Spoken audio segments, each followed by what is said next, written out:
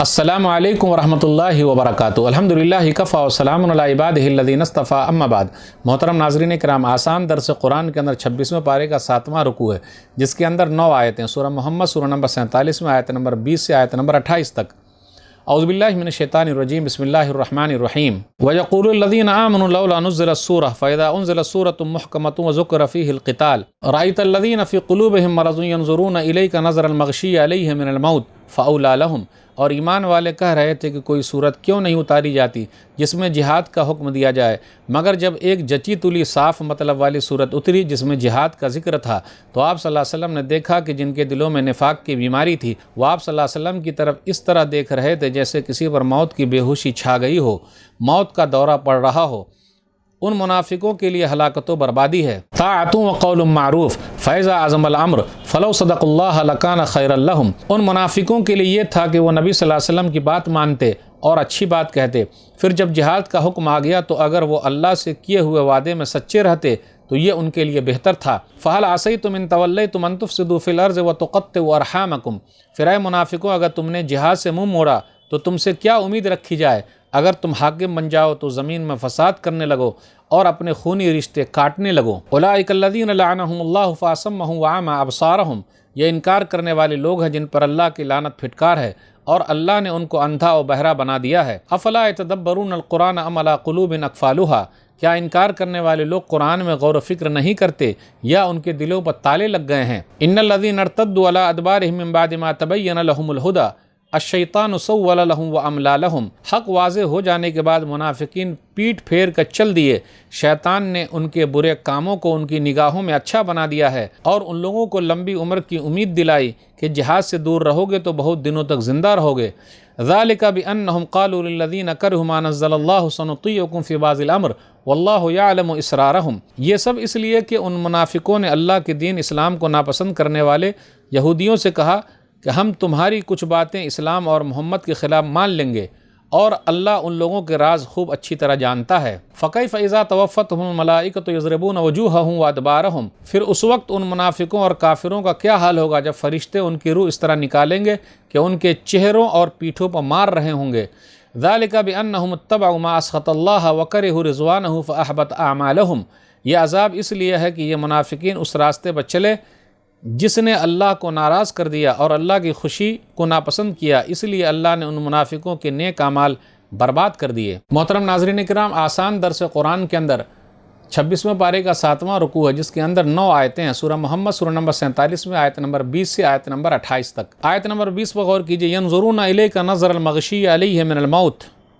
جو لوگ ایمان لانے والے نہیں، جو منافقین ہیں، وہ آپ کی طرف ایسے دیکھتے ہیں جیسا کہ ان پر موت کی بے ہوشی ہو گئی ہے۔ یہ منافقین کا ذکر ہے کہ جب جہاد کا ذکر آیا، جہاد کی باری آئے، پہلے تو بولتے تھے کوئی ایسی سورہ کیوں نہیں اتری، اس لیے اس سورہ محمد سورہ نمبر 47 کا دوسرا نام سورہ قتال بھی ہے۔ لیکن جب یہ سورہ اتر گئی تو یہ کمزور ایمان والے منافقین کہتے ہیں کہ یہ جہاد کا حکم ہے، آپ دیکھ لیجئے، ان کو تو اچھا لگ ہی نہیں رہا یہ حکم۔ طاعۃ و قول معروف، فرمان بجا لانا اور اچھی بات کہنا یہی بہتر ہوتا، لیکن ان لوگوں نے کیا کیا؟ جہاد کے حکم سے گھبرا گئے۔ ان کے لیے بہتر تھا اللہ اس کے رسول صلی اللہ علیہ وسلم کی بات مان لیتے، نبی صلی اللہ علیہ وسلم کے بارے میں وہ لوگ گستاخی نہ کرتے۔ پھر آگے بیان کیا جا رہا ہے، آیت نمبر 22 اور 23 پر غور کیجئے کہ اگر ان کو حکومت دے دی جائے تو زمین میں فساد پھیلائیں، رشتے ناطے کو کاٹ دیں۔ فساد فی الارض منع ہے، یعنی زمین کے اندر فساد پھیلانا منع ہے۔ قطع رحمی، رشتے ناطے کو کاٹنا بھی منع ہے۔ اصلاح فی الارض، یعنی زمین میں اصلاح کرنا ضروری ہے۔ صلہ رحمی بھی ضروری ہے، رشتے ناطے کا خیال رکھنا بہت ضروری ہے۔ مطلب یہ ہے کہ رشتہ داروں کے ساتھ ہم زبان سے، عمل سے، مال سے اچھے رہیں، مال سے مدد کریں، زبان سے ان کی عزت کریں، اپنے عمل کے ذریعے ہم ان کے ساتھ اچھا سلوک کریں۔ صلہ رحمی کے بہت سارے فائدے ہیں، رشتے ناطے کا خیال رکھنا اس کے بہت سارے فائدے ہیں۔ سنن ترمذی کتاب البر والصلہ حدیث نمبر 1979 ایک حدیث ہے، نبی صلی اللہ علیہ وسلم نے فرمایا، ابو ہریرہ رضی اللہ تعالیٰ عنہ اس حدیث کے راوی ہیں، تعلموا من انسابکم ما تصلون به ارحامکم۔ لوگو علم حاصل کرو تاکہ تم اپنے حسب و نسب کو جان سکو، یعنی علم حاصل کرنا حسب و نسب کا، رشتہ داری کا، یہ اہم چیز ہے۔ فائدہ کیا؟ فإن صلۃ الرحم محبۃ فی الاہل منزات فی الاثر مسرات فی المال، کہ صلہ رحمی کرنا، رشتہ ناطے کا خیال رکھنا محبت پیدا کرتا ہے خاندان میں۔ پھر اسی طرح عمر میں زیادتی کا ذریعہ ہے، مال میں زیادتی کا ذریعہ ہے، تو فائدے ہی فائدے، اس لیے رشتے ناطے کو نہ کاٹا جائے۔ ایک حدیث میں نبی صلی اللہ علیہ وسلم نے ارشاد فرمایا، صحیح مسلم کتاب البر والصلہ حدیث نمبر 2556، لا يدخل الجنت قاطع رحم، کہ رشتے ناطے کو کاٹنے والا جنت میں داخل نہیں ہوگا۔ اب آگے غور کیجئے، قرآن پر یہ لوگ غور و فکر کیوں نہیں کرتے؟ غور و فکر کرنے کی ضرورت ہے۔ پھر اسی طرح آگے یہ ہے، الشیطان سول لہم واملا لہم، شیطان نے ان کے لیے ان کے کاموں کو اچھا کر کے دکھایا ہے اور انہیں ڈھیل دے رکھی ہے، یعنی ان کی لمبی لمبی آرزوئیں ہیں، تمنائیں ہیں، اور شیطان نے دھوکے میں مبتلا کر رکھا ہے کہ تمہاری عمر بہت بڑی ہے، لڑائی کرنے جاؤ گے جان چلی جائے گی، اس لیے عمر کی حفاظت کرو۔ یا اللہ نے ڈھیل دے رکھی ہے، اس لیے فوراً اللہ تعالیٰ غلطی پر پکڑ نہیں کرتا، مواخذہ نہیں کرتا، ڈھیل دے رکھا ہے۔ آیت نمبر 26 پر غور کیجئے، واللہ یعلم اسرارہم، اللہ تعالیٰ ان لوگوں کے راز خوب اچھی طریقے سے جانتا ہے۔ منافقوں نے اندر ہی اندر یہودیوں سے ساز باز کر رکھی تھی، وہ مسلمانوں کے بارے میں یہودیوں کو بتایا کرتے تھے۔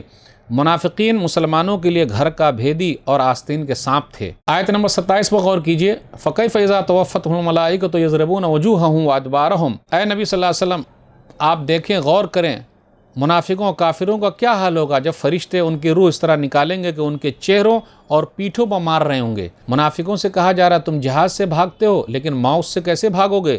قبر کا عذاب برحق ہے۔ یہ آیت بھی ثبوت ہے کہ فرشتے مارتے ہیں۔ آیت نمبر 28 پر غور کیجئے، یہ عذاب ان کو دیا جا رہا ہے اس لیے کہ منافقین اس راستے پر چلے جس نے اللہ کو ناراض کر دیا اور اللہ کی خوشی کو ناپسند کیا، اس لیے اللہ نے ان منافقوں کے نیک اعمال برباد کر دیے۔ اللہ کی خوشی کیا ہے؟ وَكَرِهُ رِضْوَانَهُ، اللہ کی خوشی یہ تھی کہ منافقین مسلمانوں کا ساتھ دیتے، مگر ان منافقوں نے یہودیوں کا ساتھ دیا، یہودیوں کی خوشی کو پسند کیا، اس لیے زبانی طور پر مسلمان ہونے کے بعد جو نیک کام کیے ہیں، ظاہری طور پر نمازیں پڑھی ہے، اللہ کے راستے میں خرچ کیا ہے، اللہ دنیا ہی میں بدلہ دے دے گا، آخرت میں ان لوگوں کے لیے کچھ نہیں ہے۔ تو ناظرین اکرام، آج کے درس میں بس اتنا ہی۔ اللہ تعالیٰ سے دعا ہے کہ اللہ تعالیٰ ہم لوگ قرآن کریم کو پڑھنے، پڑھانے، سمجھنے، سمجھانے، عمل کرنے اور لوگوں تک پہنچانے کی توفیق دے، آمین۔ والسلام علیکم ورحمۃ اللہ وبرکاتہ۔